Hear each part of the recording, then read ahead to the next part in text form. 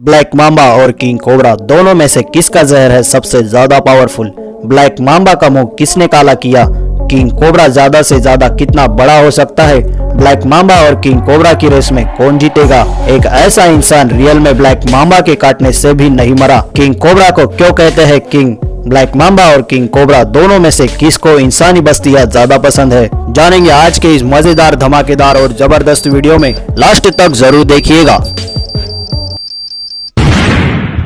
कहते हैं हमारे दिमाग को जब ऐसा लगे कि भाई ये हो ही नहीं सकता, और जब इंसानी आंखें ऐसा कुछ देखती है जिसे पहले कभी नहीं देखा गया हो, तब डर, एंथुजियाज्म और उस चीज को जानने की क्यूरियोसिटी जाग जाती है। पृथ्वी पर कुछ सालों से एक भयानक और बहुत बड़ा दानव टाइप का स्नेक रहता है जिसे किंग कोबरा कहते हैं।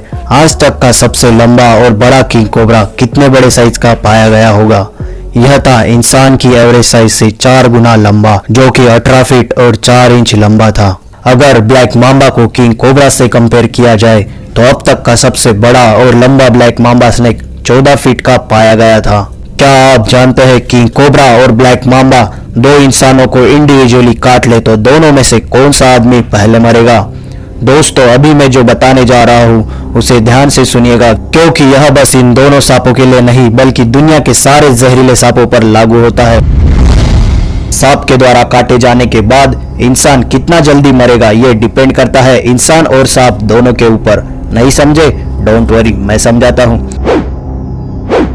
जैसे सांप कौन से प्रजाति का है, सांप छोटा है या वयस्क, सांप के द्वारा इंजेक्ट किया हुआ वेनम हीमोटॉक्सिक है या न्यूरोटॉक्सिक, और जहर की मात्रा एक्सेट्रा।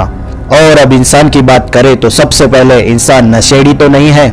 इसके बाद इंसान की उम्र वो बहुत ज्यादा डरा हुआ तो नहीं है, क्योंकि ऐसे केस में हर्ट वेनम को ज्यादा तेजी से पंप करने लगता है। इससे वेनम इंसान की बॉडी में तेजी से फैल जाता है और फिर इंसान का खेल खत्म। चाहे कुछ भी हो जाए आपको डरना नहीं है, नहीं तो फिर बिना जहर वाले सांप के काटने पर भी जहर से नहीं डर से आपकी मौत हो जाएगी। अब चलते हैं हमारे मेन टॉपिक के पास, ब्लैक मांबा और किंग कोबरा। अब तक के सबसे लंबे और बड़े किंग कोबरा की साइज 18 फीट 4 इंच की थी, जिसे थाईलैंड में खोजा गया था। अब तक के सबसे बड़े ब्लैक मांबा की साइज 14 फीट थी। कंपैरेटिवली हम दोनों को कंपेयर करें तो किंग कोबरा ब्लैक मांबा को सीधा ही निगल सकता है, क्योंकि king cobras are very bigger than the black mambas. But क्या कोई ब्लैक मांबा किंग कोबरा को निगल सकता है? अगर किंग कोबरा छोटे साइज का हो तो इसका आंसर है नहीं, क्योंकि ब्लैक मांबा दूसरे सांपों को नहीं खाते। इनका प्रे जो होता है छोटे मैमल्स जैसे mice, squirrels, rats and birds. But हाल ही में गूगल पर मैंने एक आर्टिकल पढ़ा था जिसमें साफ शब्दों में लिखा था कि they have also been founded to feed on other snakes such as the forest cobras. इससे हमें साफ पता चलता है कि ब्लैक मांबास किंग कोबराज को नहीं खा सकते, लेकिन फॉरेस्ट कोबराज को जरूर खाते हैं। चलिए अब बात करते हैं दोनों सांपों में से किसका वेनम ज्यादा पावरफुल है।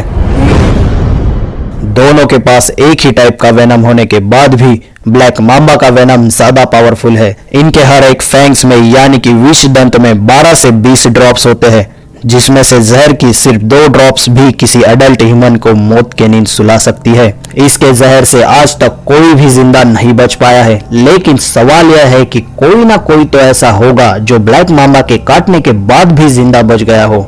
जी हाँ दोस्तों, एक ऐसा इंसान है जो कि फोटोग्राफर है। उनकी यह स्टोरी गूगल पर आर्टिकल के रूप में आज भी मौजूद है।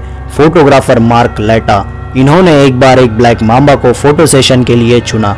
कई सारी पिक्स लेने के बाद जब कुछ टाइम के बाद मार्क लेटा अपने पिक्स को देख रहे थे तो उन्हें जो कैमरा में दिखा वो सबके होश उड़ा देने वाला था।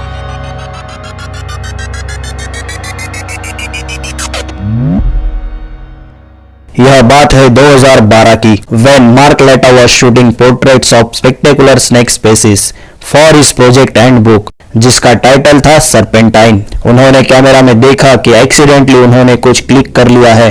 वो था ब्लैक मांबा, जो कि उनके पैर में अपने विष दंत पूरे गाड़ दिया था। फिर भी उन्होंने अपनी शूटिंग को कंटिन्यू रखा और कुछ समय बाद वो खुद ही हैरान हो गए, क्योंकि अभी तक वो जिंदा थे। यहाँ हैरान होने लायक बात यह है कि ब्लैक मांबा जिसके काटने से आज तक कोई भी नहीं बच पाया है हॉस्पिटल जाने के बाद भी, क्योंकि 45 मिनट से भी कम टाइम में ब्लैक मांबा का काटा हुआ इंसान मौत की नींद सो जाता है।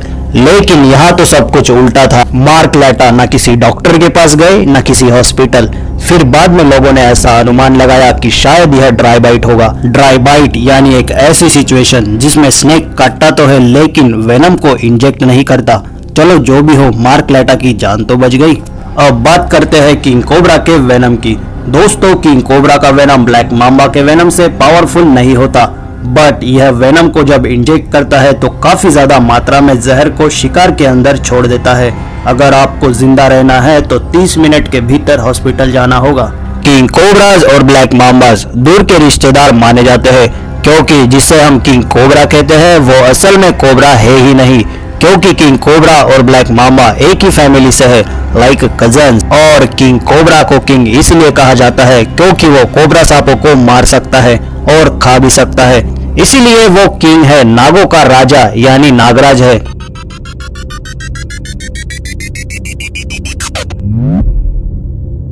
इनिशियली लोग जब सांपों के बारे में ज्यादा जानते नहीं थे तब सबकी जुबान पर एक ही नाम था, black Mamba, black Mamba, black Mamba.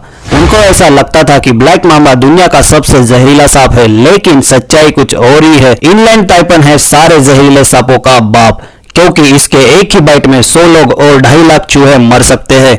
Initially लोगों को लगता था कि ब्लैक मांबा ऐसे दिखता है क्योंकि इसका नाम ब्लैक मांबा है, लेकिन यहाँ भी सच्चाई कुछ और ही है। ब्लैक मांबा की बॉडी ब्लैक नहीं होती, बल्कि उसका मुंह अंदर से ब्लैक होता है और बॉडी ग्रे कलर की होती है, इसीलिए ब्लैक मांबा को ब्लैक मांबा कहते हैं। पता नहीं कहां से मुंह काला करवा के आया।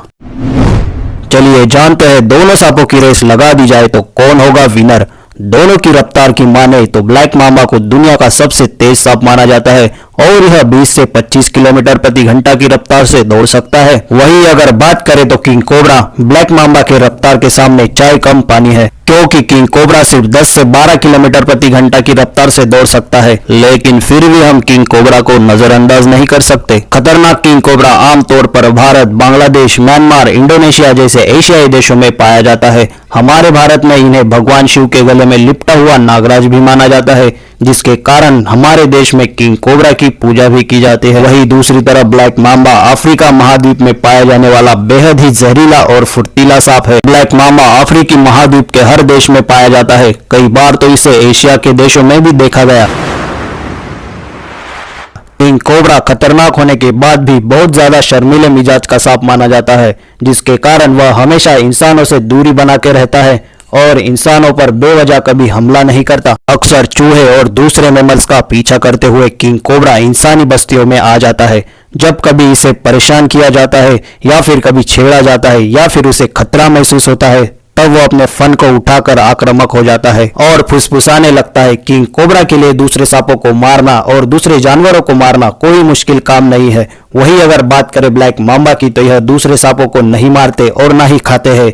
यह किंग कोबरा की तरह शर्मीले नहीं होते। इसे इंसानी बस्तियों में रहना ज्यादा पसंद है, क्योंकि वह खाने लायक चूहे, पक्षी और उनके अंडे आसानी से मिल जाते हैं, इसीलिए यह हमेशा इंसानी बस्तियों में पाया जाता है। मिलते हैं अगले वीडियो में ऐसे ही धमाकेदार, मजेदार और जबरदस्त इंफॉर्मेशन के साथ।